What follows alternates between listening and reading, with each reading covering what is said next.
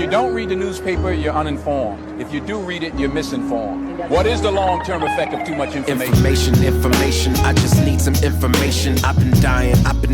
Is it lack of education? I've been reading without any transformation. I'm addicted. Is it overstimulation? Hey. Welcome to the Sixth Sense Report. Hear ye, come one, come all. You are listening to the Sixth Sense Report with Darnell Samuels and Joel Nikoloff. It's officially season 3. And we're back. Guess who's Bizak? Rockin' all Blizzak. I'm definitely not rocking Blizzak. Okay, I am. I'm walking Blizz White. Okay. Well, either way, we're back. We're happy to be back, and just kind of giving you guys a quick rundown of where we've been and what we've been up to. So, Joel, where have you been during the off season? Oh, tax season, bro. No, that's the I've just finished tax season. April is behind me. I'm an accountant, for those of you that don't know, and I have lots of friends and family who need some assistance when it comes to taxes. So don't be tweeting at me. Don't be asking for help with your taxes, because that's not my business. That's not my day job. But so that's where I've been personally in the last little bit, and that's a little bit of why we tend to come back in the studio in May every year as opposed to April, because my time is a little restrained in that month. Okay, what else have you been up to? Well, I mean, we left the scene in December, so it's been a while since the audience heard from us. I mean, we've had a couple of social media posts. We were at the Cannabis conference. I don't know how we pulled that off, getting some media passes. That was all Darnell's work. I mean, he, that website said no independent media. Meanwhile, these two guys with a podcast somehow pulled it off. You know why? Because our profile pics and our media pics we don't look like users and abusers. Yeah, I assumed when it said no independent media, they were worried about the YouTube stoner pages trying to be like, yo, I got a YouTube page where all these people check out me smoking bongs or something. Let me into the conference. I'm a media member. Yeah. We also been at other conferences. We went to Simeon Trust. We did a legacy kickback, and then I got a Fraser Institute Economics for Journalists program coming up. So that's going to lead to a lot of content in the coming months. So look out for that. Also, I've been busy blogging during the off season, trying to stay sharp, learning new things, reading up, and basically, just trying to stay sharp and be ready for the new season. The blog is called High End Theories. So basically, I just comment on cultural stuff from a theological or economic perspective, kind of like a spin-off of the show. But this is just more so what I want to do and where my head is at, trying to get my thoughts together. So, yeah.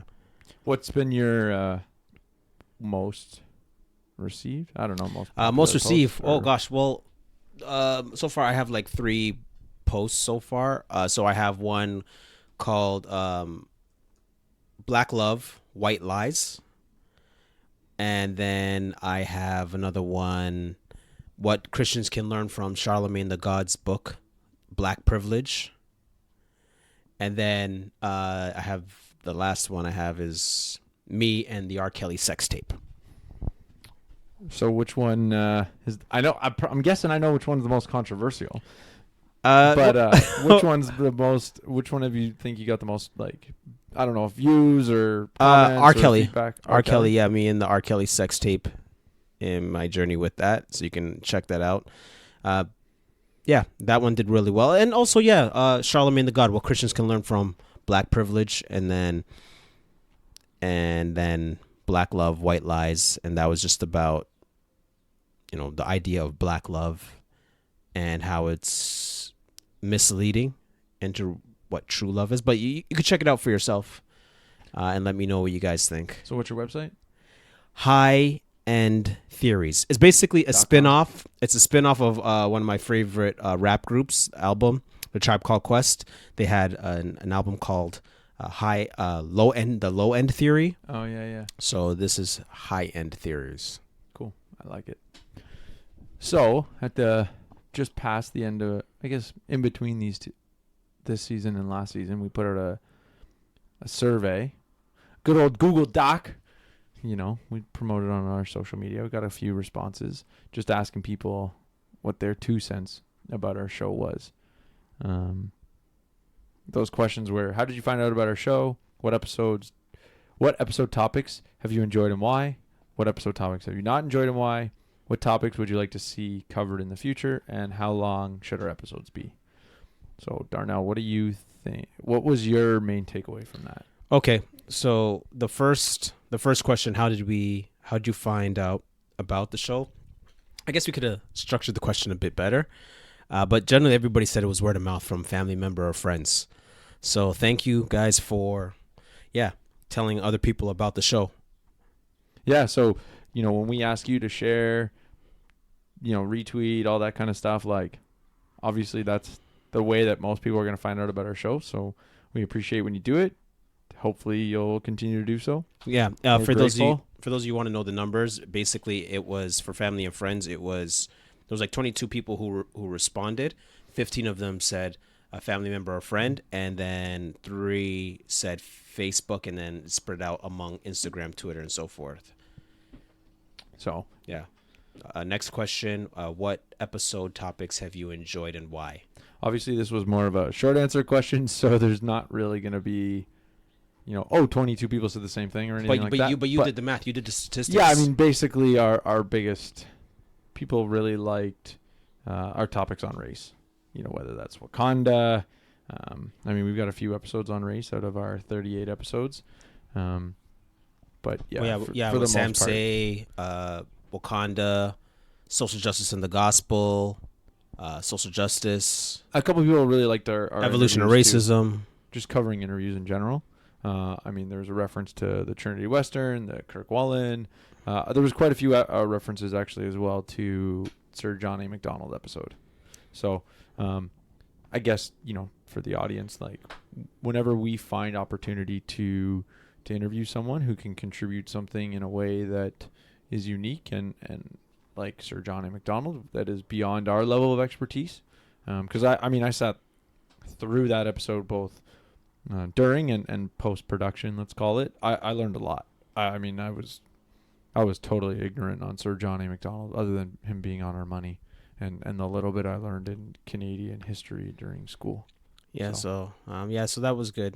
And also it kind of sets a precedent for, what direction, like this survey and the feedback from you guys kind of sets a precedent for us where we're going for future episodes. So again, if you want to hear particular topics, let us know. And okay, so then we also have the next part: which episode topics have you not enjoyed and why? And that was, I would say there's a little bit of constructive criticism or good more comments that we can kind of incorporate into what we do. But for the most part, everyone seemed to like everything we're doing, which yes, I appreciate that. But maybe there's a few episodes people referenced as like, oh, this is outside of what I'm interested in. So right. Obviously we can't please everyone with every episode. We try to cover diversity, diverse sense of topics. We're not always going to the race well. Actually trying to only do it as much as necessary, to be honest. Okay, next question. So, I think this question was the one I found the most encouraging, where what topics would you like to see covered in the future? Yes. Our top 3 answers were economics, politics, and religion. And right. And hold on. Let me just give them the math on that. Okay. So out of the 22 responses, 7 said religion, 3 said politics, 6 said economics, and then the rest spread out among other issues of global affairs, psychological issues, Christian hip-hop, historical worldviews. But essentially, religion, 31.8%. Essentially economics, 75% were those 3 topics. Economics, 27.3%, and politics, 13.6%. So what do you think about that, Joel? It's good, because I think that's where we felt the need for doing our podcast, or why we wanted to do a podcast the way we're doing it, is that the blend of those issues and mostly because they create the opportunity to do what our major goal is, which is to kind of talk about issues from a multifaceted approach, not just saying, here's why you should believe X, or here's the conservative opinion. You're on team conservative, right? Or you're on team Christian. Here's what the Christian does. I think, kind of addressing issues from the Canadian perspective, the economics of a situation and a biblical worldview gives us that, platform for, hey, how do we actually engage a topic without having a preconceived conclusion? Yeah. And then the last question was, how long should our episodes be? And so the result was, out of the 22 that responded, 10 people said 45 minutes and 7 said 30 minutes. Sorry. Yeah, 30 minutes. 7 said 30 minutes. And 5 people said 60 minutes. So, obviously, I think our goal is going to be between 30 and 60 minutes, depending on the topic. We don't want to cut ourselves short just to hit 30.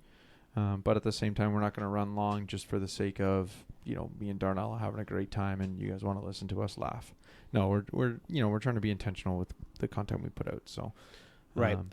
So what the survey forced us to do is reevaluate what our mandate is and what we're about. It's been a while since we went back to episode 1 and was like, okay, how has things changed in 2 seasons of recording? And I think we've kind of nuanced our goals.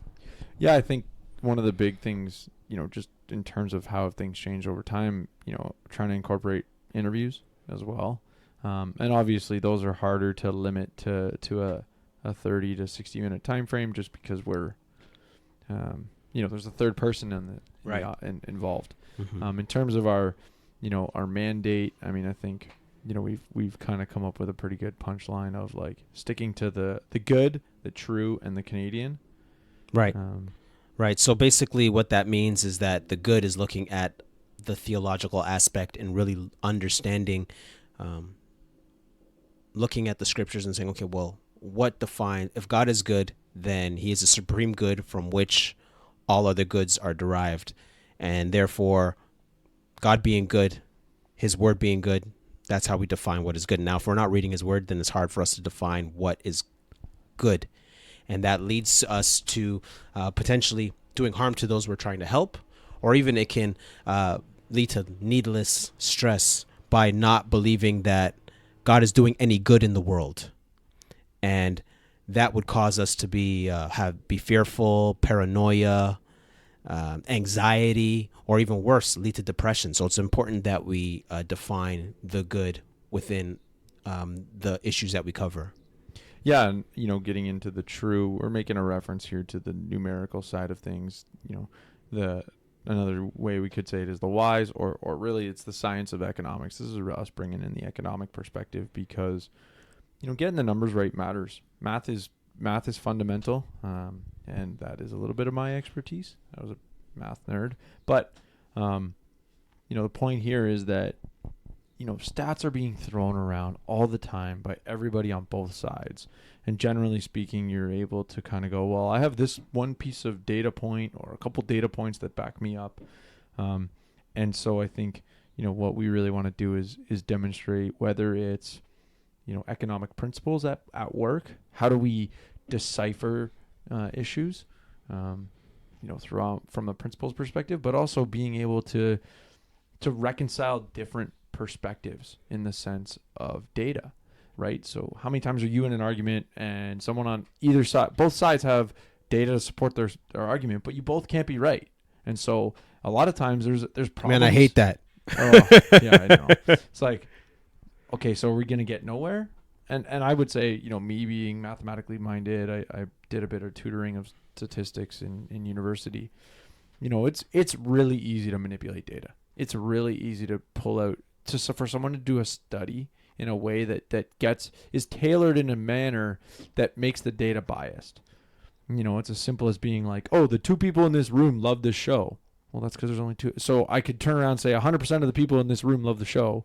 But if I start manipulating how I have the room in there, now you're misperceiving the reality because you, as a listener, haven't educated yourself on, okay, how is data, what is the potential data points? Are they excluding things from the starting? such that the data tells a slightly different story than what you're perceiving it to be. And so, not to focus on data too much, but the point there is to really get into the fact that finding the true. Yeah, you gotta. There is a truth here, and there is most likely both sides aren't right. And if there's data on both sides, well, we need to reconcile that data against each other to kind of go, oh, maybe both sides' data suck, and we really need better data because somewhere in the middle is really the truth. Right. So what you're saying is that to get to that truth, using the math is using wisdom, and then the good is applying virtue. Yeah, and I mean going back, I would say the good is kind of talking about the what needs to be done. Yes. The moral standard, and I would say as much as we're talking about the good, we're also trying to be we're not going to straw man the opposition, right? We're trying to steel man, so we're going to represent other moral views as honestly as possible. We're not trying to make them sound as stupid so that we can just say, well, Christians are better, therefore let's move on. And then the true is going to get into the how. So if you decide, I need to the wisdom, being take care of wise. the poor, or I need to take care of people in my community, how are we going to do that in a manner that is effective as well as good stewarding of funds? If I take $100 million from people, let's say via taxation, but I can only build 2 houses with that to help poor people, that's not this might as well just not done anything. Right. Because people would have probably done more than that on their own accord with that $100 million. Yeah, because another analogy that I used was a doctor misdiagnosing a sick patient. You can kill the patient if the patient you're trying to help if you're not diagnosing the issue correctly. Yeah. So what is the good? What is the true? And then the Canadian. So as Canadians, we have our own particular issues that we wrestle with. So for example, now that cannabis is legal, is it okay for me to use cannabis medicinally or recreationally? What is vaping? Is vaping okay? This has to do with our health. And if we're not understanding this can hurt us or help us. Also, gun control in regards to our safety. Does the stand your ground law apply in Canada? How do you defend yourself if you're in your home and you're being threatened and you have a registered handgun? How does that work out? Or even just looking at the killing that's going on the streets and the violence, and you're thinking, okay, well, yes, our laws are strict enough, but maybe they need to be stricter. And then we have the housing market and really wrestling with, especially in Toronto, it's very expensive.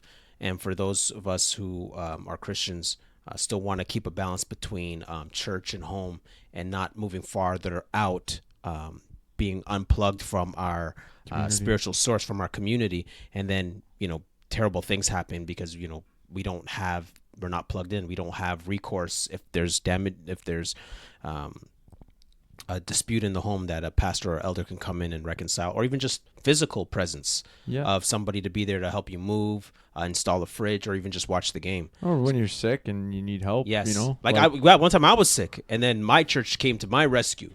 Yeah. Shout out to Jarvis. You know what I mean? So these are very important things that we wrestle with as a community. Christians love the meal trains, bro. Yeah.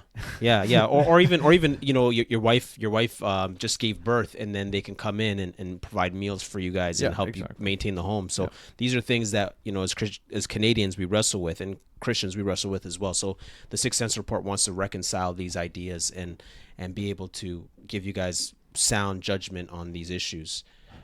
So, what can you expect from the Sixth Sense Report in this season 3? I would say you're going to expect much of the same that you're finding at the end of season 2. We're going to try to continue to have more interviews. You're going to introduce possibly a Patreon. Yeah, we definitely want to get some sort of membership community involved. So, the idea there, we want, hopefully the listeners of the show that like the show are going to help support the show, right? I mean, it's not cheap, it's not free, but it's not crazy expensive. But for us to continue to grow and want to do more, there's costs involved. So, we're hoping that if people like what we're doing, and we want to invest more time into it because we like doing it. Yes, I love doing it actually. Yeah, I love doing it as well. Yeah, So, I like getting into free conferences. Yeah, that was pretty cool. But for us to, for example, interviewing more people, we got to be more mobile. being able to have a mobile studio to Yeah. some extent. Also, subscriptions. So newspapers, academic journals. I'm getting blocked from a lot of these websites because I'm reading National Post only five National views a month, National, bro. Well, yeah, a lot of these guys are blocking me Or is from it Globe doing Mail? research Globe for these Mail's episodes. five Yeah. a month. Yeah. Also, updating equipment, also social media ads. So that goes a long way to, expanding our network and expanding our reach and being able to keep the movement moving. So if you want to be able to support us financially, you can do that. But also, if you're not able to do it financially, we're looking possibly for interns. Yeah, I mean, I think there's lots of ways you could potentially help us out.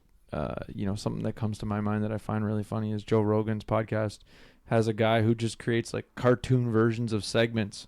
Generally he's going to take a funny segment and turn it into a funny cartoon little 2.5-minute skit. I'm not saying I expect any of the listeners to be cartoonists. Yeah, but I will be sending our interns to go pick us up cheesecake. Yeah. Okay, Puffy. Cheesecake run. Like making the band. So yeah, but yeah, please let us know what you guys want. Let us know how you can help if you want to help. Yeah, and when it comes to the membership community, we haven't really settled fully on what we're going to do. I mean, we've been brainstorming a bunch of ideas, but at the same time, really the reason why we haven't settled is, we want to give the audience who's supporting us what they want out of their support.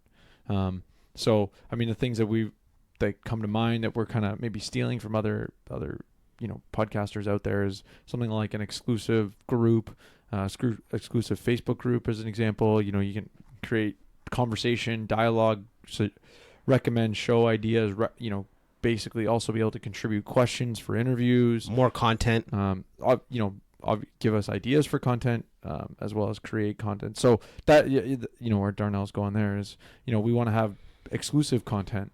That might be a part of an extended interview, but it also might be content just specific to the listeners or to the supporters. So I would say definitely keep an eye out for, let's say, some previews of what that exclusive content is, because we definitely got some things in store in that regard. But other than that, I would say, if you there's a certain thing that you're like, oh, I always wish I could get this from you guys, and you think other people are going to want it too, feel free to, message us on social media, DM, whatever it is, just to let us know. Because, at the end of the day, I don't want to, we don't want to be like, hey, yeah, contribute a couple bucks a month to get a bunch of stuff that you guys don't care about. Again, this is about, when it comes to this show, when it comes to show ideas, we want to do what the listener wants. We don't want to do what Darnell and I want. Mm-hmm. Customer service. Yeah. Yeah. So please, guys, let us know. And remember, 6 cents makes change.